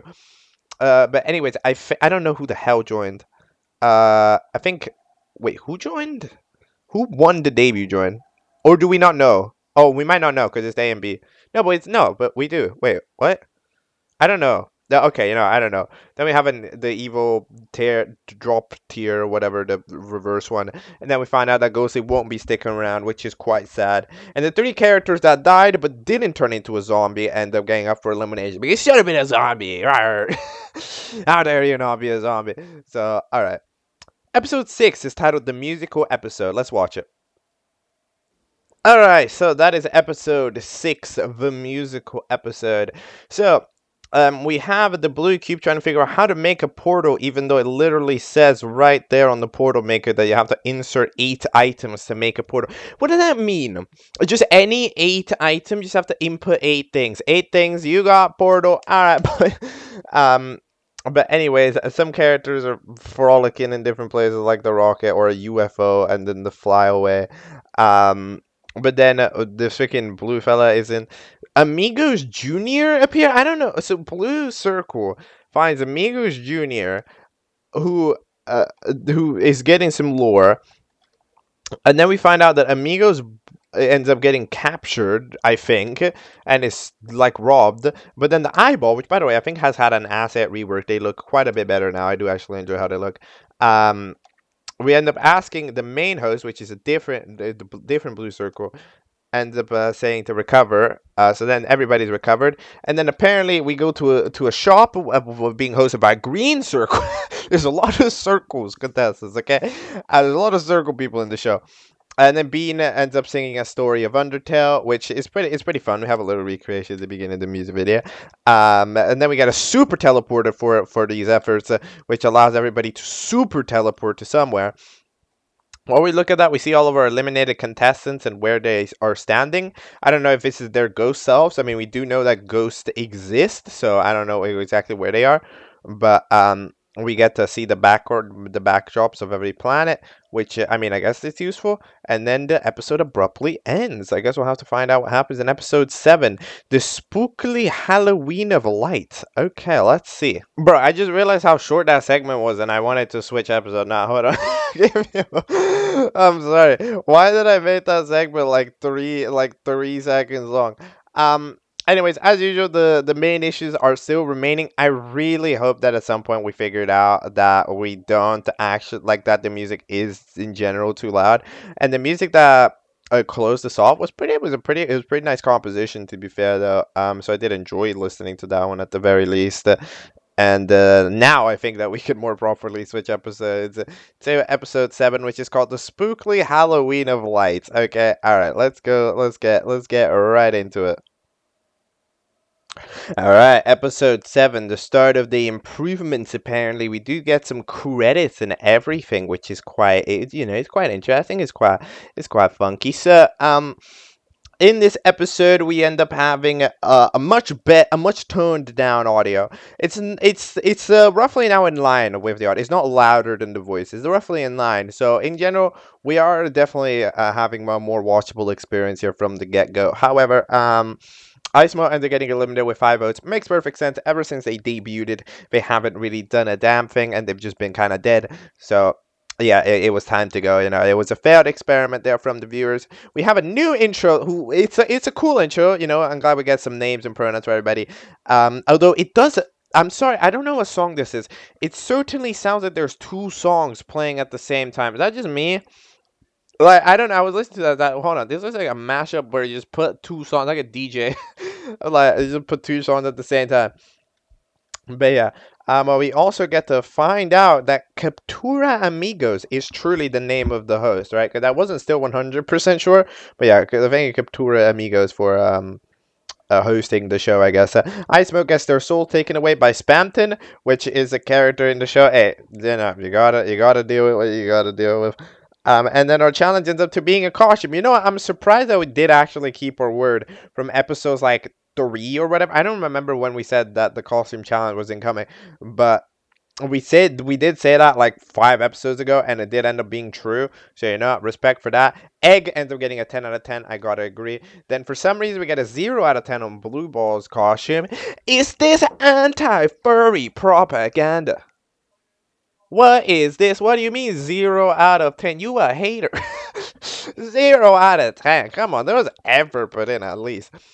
And then Teardrop and friggin' the duck who didn't put on a costume, even though I think Teardrop put on a non-evil costume or whatever, ended up being up for elimination. So yeah, I guess we'll see who gets eliminated. We will have to find out if the viewers will be voting for the character that didn't switch costume, or if they are also part of promoting this anti-furry propaganda. That I don't know about it. I don't know, I got a suspicion.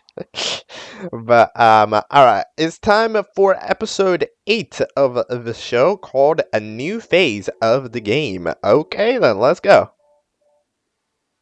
Okay, I just watched episode 8, A New Phase in the Game. So, we end up having a couple of votes. We actually have a double elimination this time. In fact, both the teardrop of, wait, who was he? I don't even know. The fella, two of them got eliminated. They got eliminated with 4 votes each, so goodbye.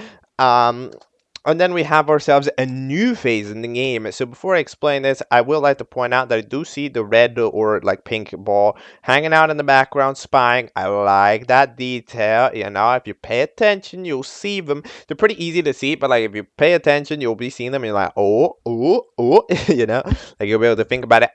They are mildly translucent, which does make me think that it could be the ghost variant. But okay, so okay, to be fair, this way that this works is actually pretty interesting. So everybody's split up into pairs, and how it works is the winner pair will gain a contestant from the losing pair, because the losing pair ends up doing a one-on-one elimination. The eliminated contestant goes, and the top pair eventually goes into the next pair. So that means that theoretically, episode by episode, we're lowering the amount of pairs and forming more teams. And eventually, one team can even get stacked by winning multiple times, or we can end up evening out of the teams, which I actually think is it's a pretty interesting idea. I was trying to imagine if I've seen that in another show, but you know, I don't think I have seen that being done in another show, which that's pretty cool. It's some solid stuff.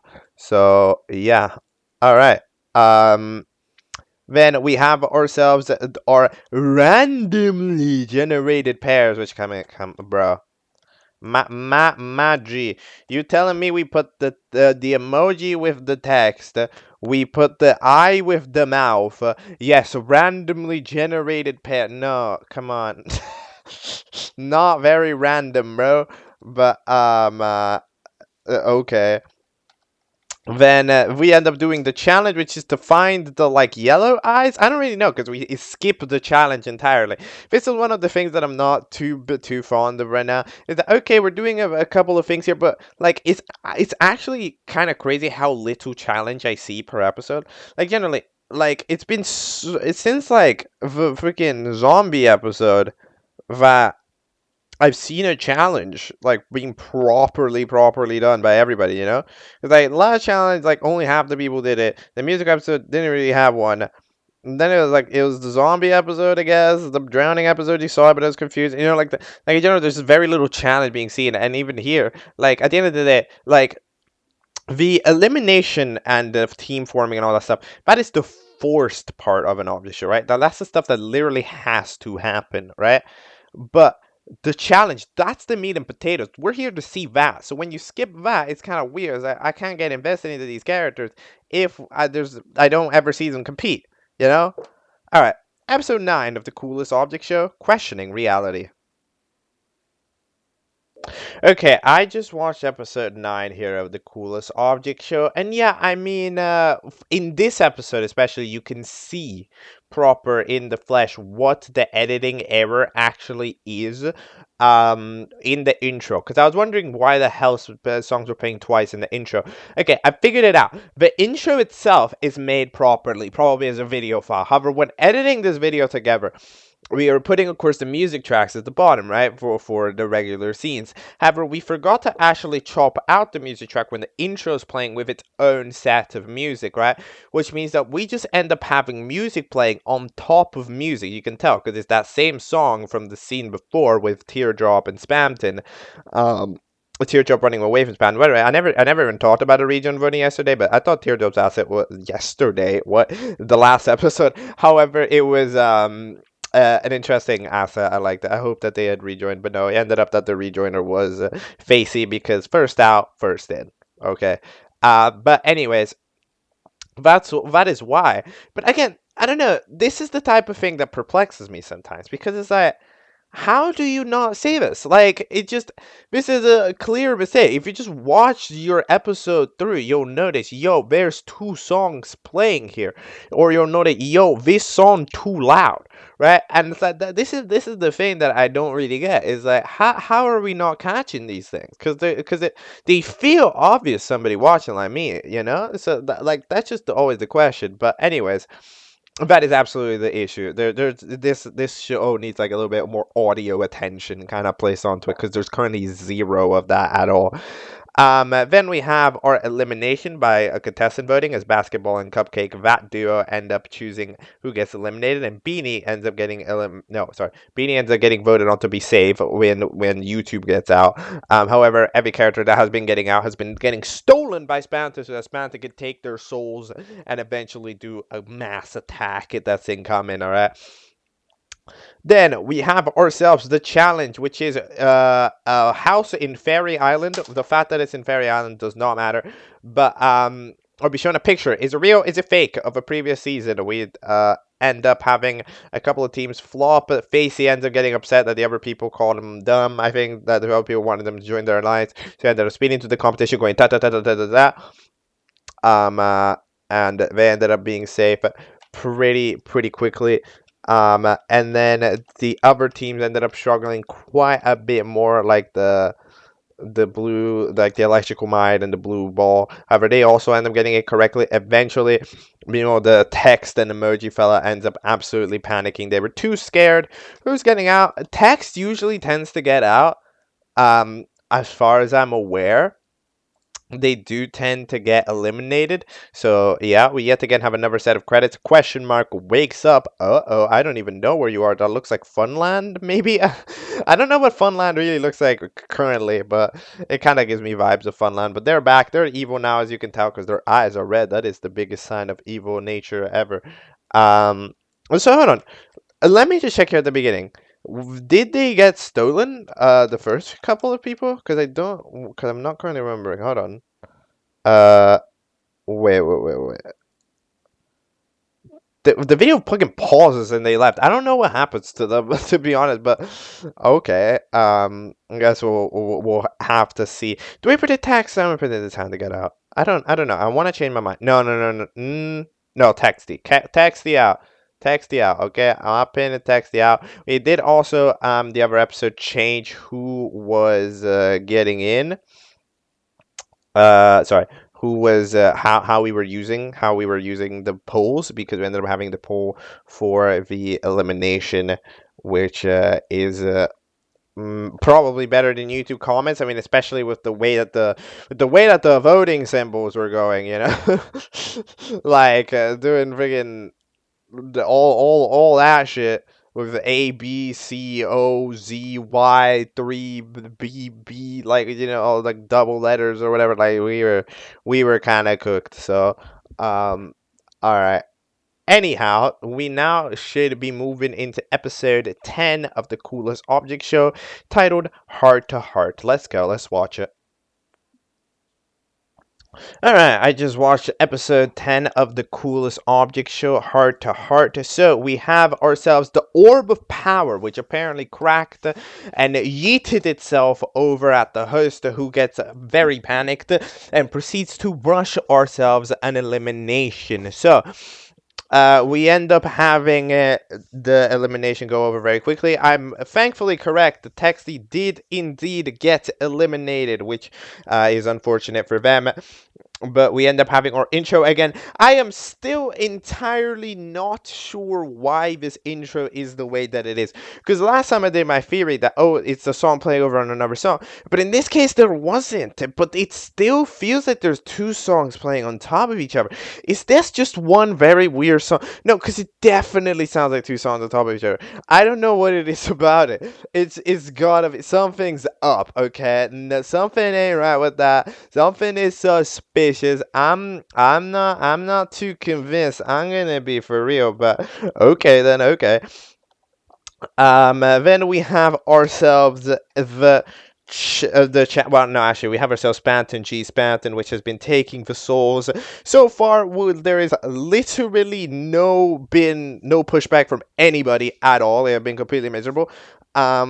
I will admit that this does not only give me Undertale vibes, it also gives me quite a fair share of Teapot vibes. You know, one with the deals and everything. Yes, I'm a D. Give me your heart over. But Spanton's a bit more forceful with it, so it's giving me a bit vibes of those things. But yeah, Spanton's getting stronger and stronger. They're gonna need, I guess, the 7 human souls. It's just the first episode to have the CapCut logo always present. I think the last one also did. Yeah, the last one also did. Whatever, I don't really care. But I don't know. I just saw it and felt the need to point it out. So then we are going into the Bone Palace, because the Bone Palace has the disc pieces, which can help restore the orb of power, whatever. They're divided into 3 pieces, and each team has to find 1 piece. So we do that. We have the craziest lore that apparently the electrical machine, by sending a shockwave through the entire building, can shock the blue ball enough to where they are now capable, to where they grow limbs. What? What does that mean? OMG, that makes no sense. What? Okay, cool. But hey, they got limbs now, and they successfully find the disc piece, and they somehow absolutely solo the hand emoji. I'm sorry, how is it that you are literally a hand emoji? Like, that is your heart and stuff. You know, like, that is you, and you're getting defeated by somebody who got their limbs 3 minutes ago. You know, bro, got soloed. But all right, disc piece found. And then the next team that ends up adventuring is the Cupcake, which ends up finding it for their team. However, Hit Television, who just so happens to, I don't know, be a resident of the palace, I don't know what they're doing there, ends up being like, yo, would you steal for a competition? Would you murder your friends for a competition? Then do illegal things. And it's like, okay, I understand, right? If you had the context of why you were grabbing the piece, I think it'd be fine. Right? Because it's like, yo, I know, I get that we need that this piece is hard for the overpower, because the overpower is broken. The overpower is like the greatest thing in the universe, and we need it for the overpower to understand this, but I really gotta take it. Right? So something like that would be, you know, fine. You know, it'd be fair, it'd be considered reasonable. A reasonable reason, right? However, something like this, yeah, just kind of, it's just kind of not. Either way, they still end up getting it after having a mental breakdown, so that's cool. And then the final team ends up having the hand to find it, but accidentally they step on it, which just so happens to break the disc, because it's the freaking lightest disc of all time, which unfortunately means that the challenge, actually, I don't think the challenge doesn't end in this episode, actually. It ends later, because we have another debut. Bro, if I had a nickel for every time the show had debuts and rejoins, I'd have like £1,000,000. This show does that way too many times, bro. Like, it just becomes hard to keep up with the cast when there's so many people coming in, and then eventually you get to see them again, right? They become important characters because of, like, the eliminated contestants and how they still matter and stuff. So, and they're kind of interesting. Our options are Cheap Purse, Clean Bomby, great asset for Clean Bomby, by the way. We then have Downer, who's a Downer, Ice Cream, Money, who's Money, Seashell, who dislikes K-pop, Rapper, who is a rapper. You know what? For how easy of a joke that is to make, I don't think I've ever seen somebody actually make that. So I hope they join it, because that'd be cool. And then Yellow Ball being like, hey, I understand if you don't, but you should. Predicting the Cheap Purse joins, though, because they're first in the order, and that's usually how it goes. Then somebody dies at the end. The freaking question mark's still trying to get up. You'll get there. Don't worry about it. And yeah, that is episode 10. Time for episode 11, Family Reunion. Let's go. All right, that is episode freaking 11 of the Coolest Object Show, also the longest episode of the Coolest Object Show at 6:48. I like how the warning at the beginning, this shows 1 frame per second, in case people were expecting a bit more. But all right, so this video is pretty interesting. What is going on here in the lore? All right, let's understand it, because this is one of those shows where, like, the best way that I have to describe this, you know, it's very lore. right? Like, it's this type of show that sort of built this kind of very large overarching narrative, right? And it's trying to follow it, right, while also doing a competition on the side. That's kind of the thing that makes it a little bit more complicated, right? Is because, like, a show like this ends up being a little bit having a tough time managing its time, entirely because it just doesn't have a lot of time at disposal. It's got about 3 to 6 minutes per episode. However, it wants to do a lot, right? And the competition has to take kind of full back seat when their lore is happening, but the lore has to take a back seat when the story is happening, because there's not enough time in any given episode to do both. So that's why the show is, I think, struggling a little bit with that specifically. Anyways, the orb is safe, and then we do the debut for a little bit. However, the gets stopped by a freaking yellow ball or yellow blueberry, yellowberry, who snatches the orbs and tries to steal it. However, they end up actually just sticking telekinesis in it and keeping it hovering in the air for ages. So I don't know what the big old plan was here, but yeah, we then have a couple of other fellas in the elimination area. So the pink guy, so the pink amigo, ends up going for, I think, wants to interfere with the show. Maybe wants to take back their own show. I think that's what's going on. So they're trying to get something mixed up. Like, they don't want interference. They're trying to get them back, right? And eventually Seven ends up getting by with the rest of them after a duck security guard drops into the poison lake that just so happens to lead perfectly into Seven's a house. So then Amigo ends up coming in with Seven, and they decide to arrive here together. Question Marks ends up making a robot version of themselves, also known as Sponge, Spongy question mark, which gets in, absolutely solos the pink amigo. And then right next to the UFO ends up self-destructing, which does seem to murder Amigo. However, it doesn't murder the UFO itself, which I thought was the plan. I thought the plan was to destroy the UFO, not Amigo themselves. But Amigo might be dead. Not sure if they're recoverable. A lot of people are recoverable. I mean, everybody from the zombie invasion got recovered immediately, right? So, I mean, we can die and get recovered. I don't know if an Amigo's too strong or whatever, but all right.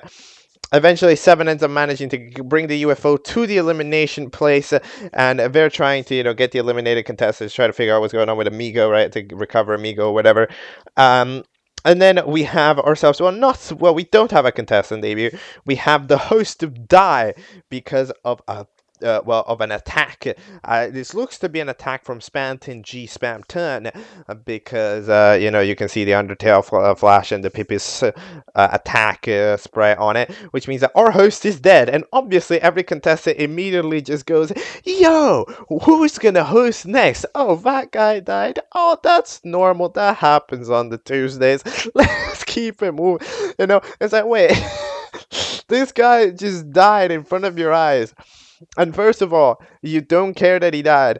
And second of all, you don't question how that happened. I feel like you should be worried for your own safety if somebody gets shot by a random bullet to death. Like, even if you don't care that guy died, okay, let's say that you don't. Like, you still have to care about your own safety, Like, maybe if somebody gets, shot next to you, maybe if you're a really bad person, you won't feel remorse, right? Because, I don't know that guy. But, you're still going to be worried because your own safety. You're literally right next to them, you're next. But, okay, I guess no. That's not how logic works. Then we end up having the blue ball try to be helpful. Red ball and Seven arrive in. They try to figure out that there's other amigos, but eventually those fellas from the eliminated crew end up taking the host and trying to eventually recover them.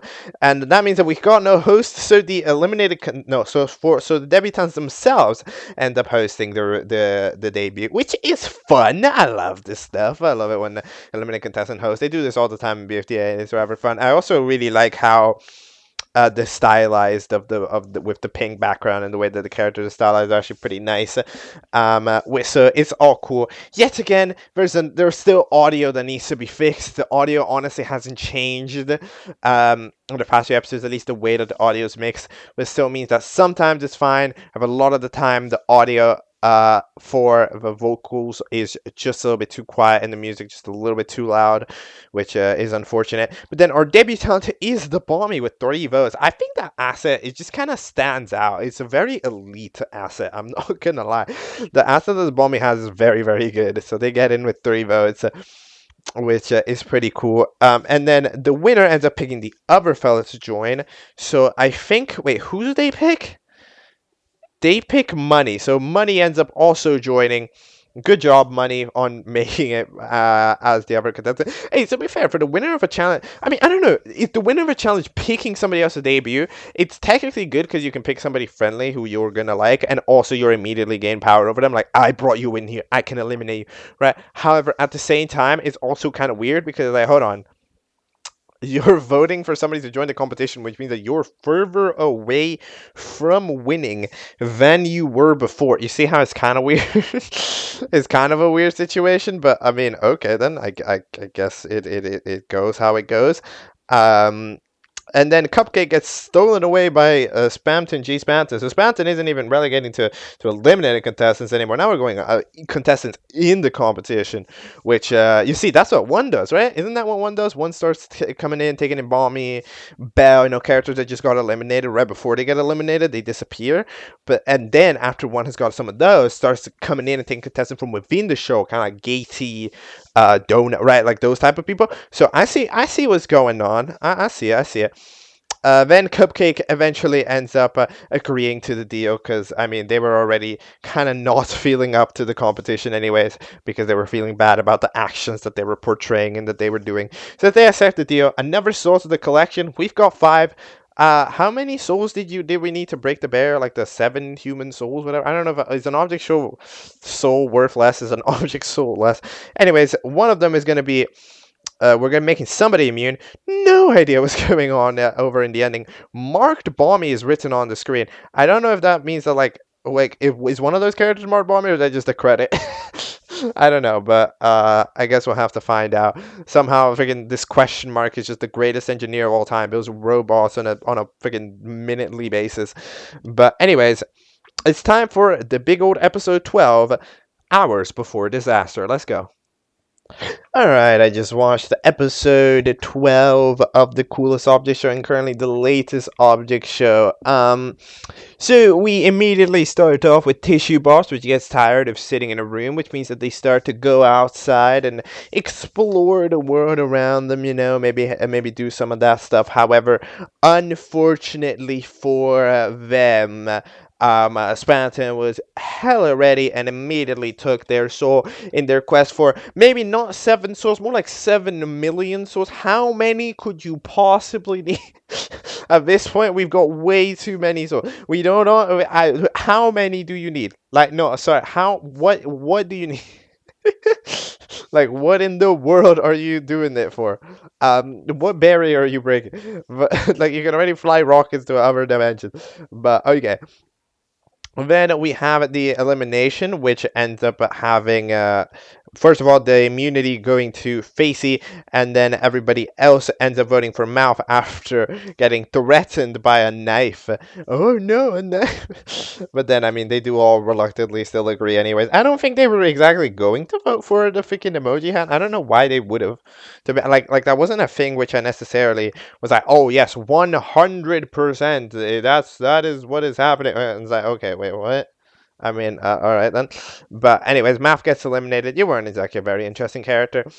We have a new little intro, which is less detailed. It's much more simplistic than the other one. Which it's like I wouldn't necessarily call it a downgrade because at least in this one it has 1 song playing rather than 2 at all times. But it is definitely way more simplistic. But hey, sometimes simplicity is better. I'm not exactly decided on it. I think it's a 50-50. Eventually we end up having ourselves a challenge, which I do enjoy the fact that we end up having the freaking debut contestants hosting it, and then they host kind of a silly challenge where all they really do is freaking make silly faces and have a silly time. right? Like that's kind of fun. That's kind of cool, right? And we also break the teams up as well because our challenge, because we're now doing a BFDI system. So you don't remember, in late BFDI, what they did was the system of points based on your placement in the challenge. You get placed on the leaderboard, and then the winner of the challenge gets to take points from some people and bring points to other people, so they can switch the scoreboard a little bit based on reliance. But it's also directly a performance-based competition, which I always enjoy. We get to see some silly faces. Some of them are indeed quite silly at their job. I like the one from MarkedBomby. The one from the Bean is truly very, very, very, very silly. And I'm glad that we get some good representation. I agree with the results here, to be honest. Quite a lot. Then we end up having the bottom four after Blue Ball gets those 10 extra points. That puts Handy back down into the elimination zone. That means that Facey, Alarm Clocky, which by the way I've kept calling Mechanical Mindy. I don't know why, but you're an alarm clock. I could read the name, but I don't know. It gave me mechanical vibes. And then the Handy fella and I are the ones up for elimination. This is pretty much, if you think about it, a perfect like exact opposite of the other team. Like there was a reason why that team kept getting up for elimination. This was bad, and you could tell that here. Because those three people ended up being up for elimination again, even without the teams. They just ended up flop in the challenge. To be fair, this wasn't a challenge that a lot of them could realistically do, because they're supposed to be like the body parts, and of course they don't have a full face to be silly. So this is unfortunate. My prediction is probably that the Handy is gonna leave because they were mean. It's like they forced the other opponents, to literally make a decision. So that's kind of the unfortunate thing about it. And yeah, I mean, it's a much smaller episode. At the end of it, Mouth ends up also having their heart taken away by Spanton. Yet again, nobody has been able to do any type of pushback at all against Spanton. Spanton's just been able to take absolute free reign, taking the souls, no problem. Bada bing, bada boom. And yeah, indeed, that is what is going on. So after that, it's all looking much more interesting. So that means that we do have 7 souls. So maybe one more. I don't know how many souls could you need, because that's kind of the thing. Of course, it's just like with one, we didn't really know what one steal was, but we could kind of imagine that they were, I guess, trying to be like kind of take over 4 or whatever, right? Take over the show. But it's like with Spencer, I just don't know what you're doing it for, right? Because the hosts aren't exactly people with tons of power. In fact, there's currently no host. So theoretically, if you just wanted to go take over the show, you could do that. The host is dead. Nobody's dead. So that means that your goal isn't to take over the show. Is it a grander goal? Are you trying to take over the world? What exactly are you trying to do? Are you trying to be, I mean, like Spanton would answer, I'm trying to be a big shot. What does that mean in this context? What does being a big shot mean, right? I'm sure these are all questions that will get answered, right? But it's like, I don't know. What are you trying? Are you trying to make it big? Are you trying to like force your way onto the big screen? I don't really know, to be honest. Like it's kind of difficult. It's kind of mysterious, but all right then. But this is the show. It's got a lot of lore in it, and a lot of it, especially from the early days, ends up being kind of explained confusingly. However, I do think we're getting better. I'm at a point where it's like I know what's going on, right? Spanton is taking souls from eliminated contestants who are chilling in the fun world, usually in the fun world or in their respective rooms, right, to try to grow to a power.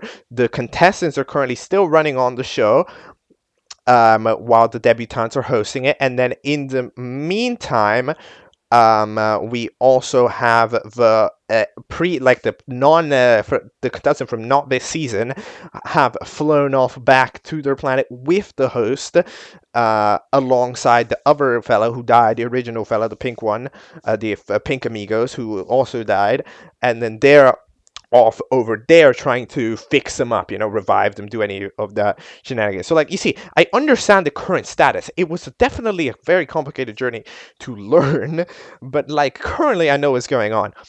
So now we just gotta keep evolution of it. But it does kind of make some of these episodes feel a little bit weirder, because, like, there's so many things that could be happening, and yet we're having this one episode that ends up kind of half filler, because, like, it's kind of short. right? Compared to the other episode, we were 6 minutes. But I mean, it's fine. You can have a filler episode from time to time. And I mean, it's not a filler episode. 2 hearts got stolen in this episode. It's just that it happens quickly, so you think that they're less relevant, even though a soul is a soul, you know. But yeah, in terms of production standpoint, the animation is perfectly fine, perfectly reasonable for a show of this caliber, this kind of small show. There still needs to be an audio improvement made in this episode. It's okay, but it's there still needs to be a little bit better, in my opinion. At least me, who's using headphones, you gotta lower the music, you gotta up the voices, because sometimes it's just kind of hard to hear. That is the absolutely main thing, right? Because like, more than being able to see a show well, I think one of the most important parts is being able to hear a show well. Like that's important, right? Because like, if you can't hear what they're saying, YouTube, like, you want to hear the proof that it's hard to understand. Look at the YouTube auto subtitles. They struggle a majority of the time, especially in the early episodes where the music was truly loud. It struggles to pick up speech because it's just so masqueraded by the music, That's why. It's not because it's bad. If there's clearly laid out speech, the auto captions will be able to pick it up, but it struggles because of the fact that it's being drowned out by music so much, right? And especially, again, since our music isn't a unique selection anyways, right? Like, there's no reason to try to show off the music, because like, it's not like the most unique music on the planet. It's BFB music, right? For the most part, right? There's still a lot of other music. That like, we can have a moment where we take that out, and then it's perfectly fine. So yeah, absolutely, lower the music, lower it. We don't need it. It's not that important. Okay, we can have it at a low little volume, have it play super in the background. Again, it's called background music. It's not called foreground music. Okay, all right, that's the super important part. That's like the big problem. But other than that, the show's pretty cool. I know. Haha, you get what you see what I did there. I called the cool show cool. Okay, anyways. All right. That's all I can realistically say about it. Let's do ourselves an outro. Mini episode, eh? I said that this is gonna be a mini episode, and it ends up being 2 hours. Actually ends up being an Omega episode. That is entirely on accident, to be honest. But I have to take a look at this request, because it's been like, this request was on the burner for quite a while, because it was kind of big. Because I saw it was like, okay, 12 episodes plus 8, that's like 20 videos, right? So I kind of left it on the back burner for a while, because I was like, okay, shit. But I had to get to it, like, regardless of what time I had it here, it was like, it's the time, we have to do this. So yeah, however, absolutely make sure to do that whole engagement stuff in December. I'm probably not going to be uploading as much. I'll of course try at my absolute best, but I've got other projects I'm doing, and I'm also, like, gonna be busy a bit more. However, I'll try to get as much as I possibly can. What you see is what I can do. I absolutely promise that if you don't see a video, or if a video is shorter than usual, it's because it was literally not possible. So yeah, all right. For the shows that we watched today, we're all caught up. See you next time. Goodbye.